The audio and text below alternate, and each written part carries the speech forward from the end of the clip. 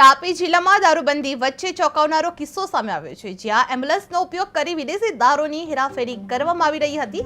Tapi LCB ટીમે બાતમીના આધારે ઉચ્છલથી સોનગઢ જતા માર્ગ પર ટેમ્પો ટ્રાવેલર એમ્બ્યુલન્સને અટકાવી તપાસ કરતા તેમાં છુપાવેલો વિદેશી દારૂનો મોટો જથ્થો ઝડપી પાડવામાં આવ્યો હતો।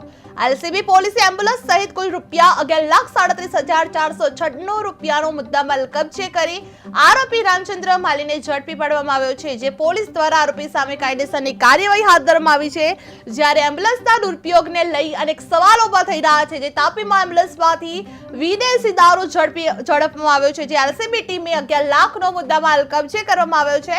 એમ્બ્યુલન્સમાં દારૂની હેરાફેરીનો ખુલાસો સામે આવ્યો છે, જે ઉચ્છલ સોનગઢ રોડ પર મોટી કાર્યવાહી હાથ ધરવામાં આવી છે, જે આરોપી રામચંદ્ર માલી ઝડપી પાડવામાં આવ્યો છે। એલસીબી ટીમે આરોપીને ઝડપી પાડવામાં આવ્યો છે, જે એમ્બ્યુલન્સમાંથી વિદેશી દારૂ ઝડપી પાડવામાં આવ્યો છે, જે એમ્બ્યુલન્સનો ઉપયોગ કરી વિદેશી દારૂની હેરાફેરી કરવામાં આવી રહી હતી, જે તાપી એલસીબી ટીમ દ્વારા બાતમીના આધારે ઉચ્છલથી સોનગઢ જતા માર્ગ પર ટેમ્પો ટ્રાવેલ એમ્બ્યુલન્સને અટકાવી તપાસ કરવામાં આવી હતી, જે છુપાવેલો મોટો વિદેશી દારૂનો જથ્થો ઝડપી પાડવામાં આવ્યો હતો।